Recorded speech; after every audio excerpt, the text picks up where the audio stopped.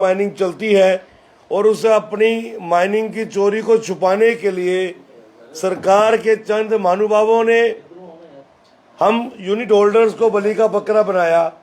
विशेष करके तवी के अंदर जो 14 जो स्टोन क्रशर्स हैं और जो बजालता बेल्ट में 8 स्टोन क्रशर्स हैं, अननेसेसरली हमें हरास किया गया और पिछले तकरीबन 10 महीने से एक हंसती खेलती इंडस्ट्री, एक ऐसी इंडस्ट्री जिससे कईयों घरों की रोजी रोटी जुड़ी हुई थी, कईयों घरों का संसाधन हम लोग जुटाते थे, उसको बिल्कुल ब्लैंकेट बैन बंद करके सील करके रख दिया है।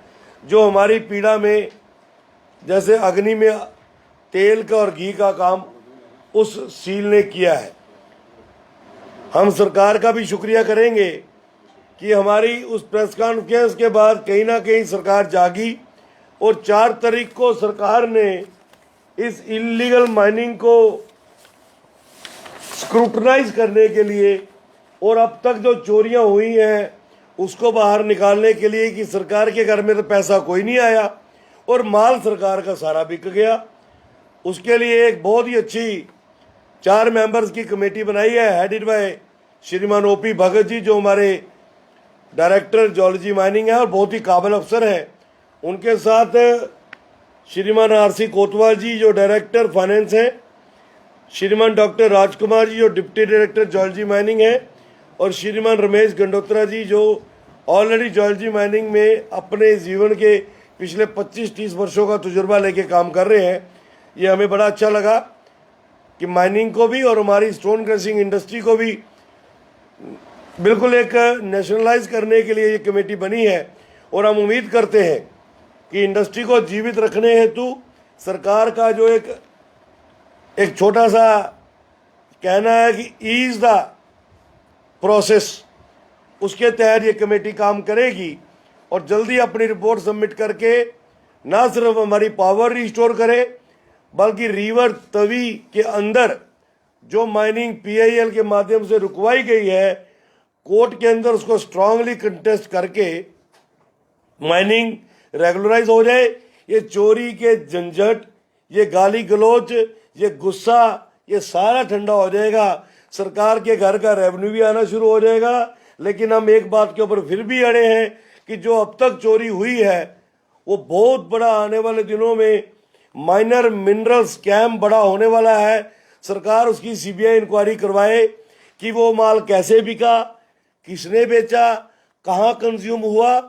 बीइंग ए सिटीजन, शहर के नागरिक होने के नाते, तभी के चौकीदार होने के नाते हम सरकार को हर उस पॉकेट की जानकारी देने को तैयार है जहां से माइनर मिनरल चोरी से निकला और कहां कंज्यूम हुआ, उसका भी विद डाटा हम देने को तैयार हैं, बशर्ते कि सरकार उसकी जानकारी लेना चाहती है कि नहीं लेना चाहती, सरकार के घर में जो चोरी हुई है उसकी जानकारी लेना चाहती कि नहीं लेना चाहती। मित्रों, हमने उस दिन जो जियोलॉजी एंड माइनिंग डिपार्टमेंट के हमारे डीएमओ जम्मू पे एलिगेशंस लगाए थे, उन एलिगेशंस को ऑथेंटिकेट किया। हमारी ऑनरेबल हाई कोर्ट ने जस्टिफाई किया हमारे साथ, हमें इंसाफ दिया कि हम जो लड़ाई लड़ रहे हैं, एक तो हमारी यूनिट इंडस्ट्री को बंद कर रखा है 10 महीने से। एक इंडस्ट्री खास करके स्टोन क्रशर वाला अगर किसी भी कारण से 1 महीना भी बंद रहता है बिना प्रोडक्शन के, बिना सेल के, उसको 4 से 5 लाख रुपया स्टेशनरी खर्चा पड़ता है यूनिट होल्डर को।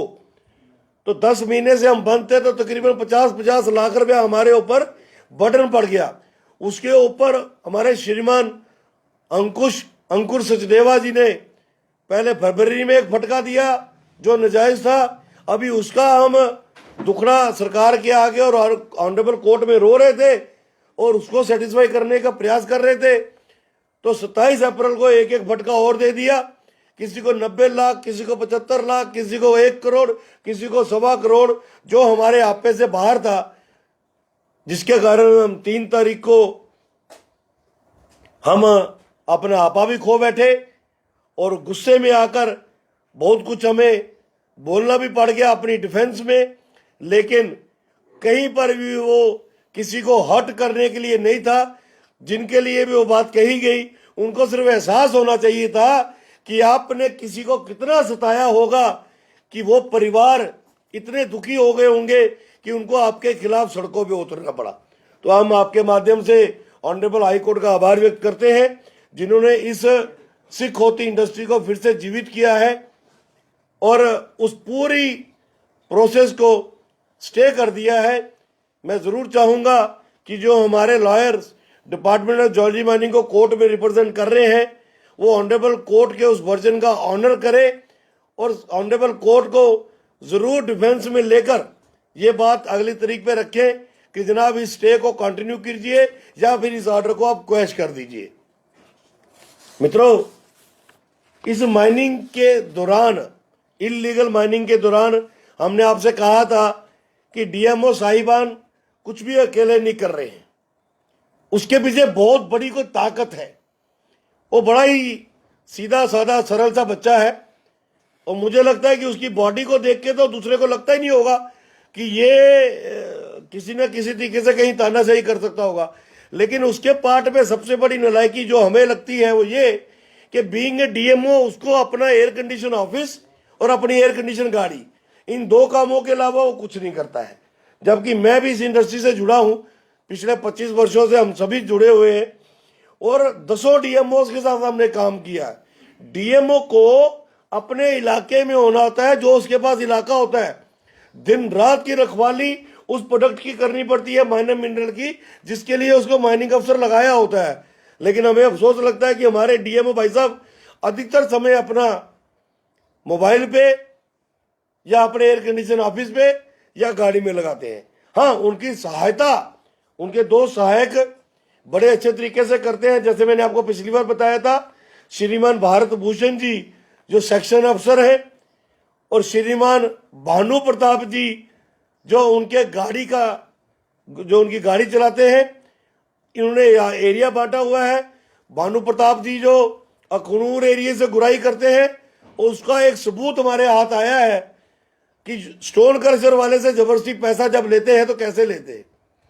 हमारे किसी एक यूनिट होल्डर को एक बार उन्होंने इतना तंग किया कि मुझे आज ही पैसा चाहिए। उन्होंने कहा मेरा काम नहीं चल रहा, अभी पैसे नहीं है। उन्होंने बोला कुछ भी करके मेरे खाते में डालो। सरकारी कर्मचारी के खाते में जब कोई पैसे डालता है तो मित्रों आपसे कुछ छुपा नहीं है। ये देखिए भानु प्रताप सिंह के अकाउंट की स्टेटमेंट, 25,000 रुपया एक यूनिट होल्डर को उसके अकाउंट में डालना पड़ा। कोई खुशी से किसी के खाते में पैसे ऐसे नहीं डालता, और वो भी कर्मचारी। रैंक देखो उसका क्या है, ड्राइवर, डीएमओ का ड्राइवर। वो कहीं कमिश्नर सेक्रेटरी का ड्राइवर होता था, हमें लगता था कि भैया अप्रोच वाला आदमी है। एक डीएमओ का ड्राइवर क्रशर वाले से अपने खाते में पैसे मंगवा रहा है। अब आप इसको कैसे गवर्नमेंट तक पहुंचाते हैं, क्योंकि आईना आपने दिखाना होता है, वो आपका काम है।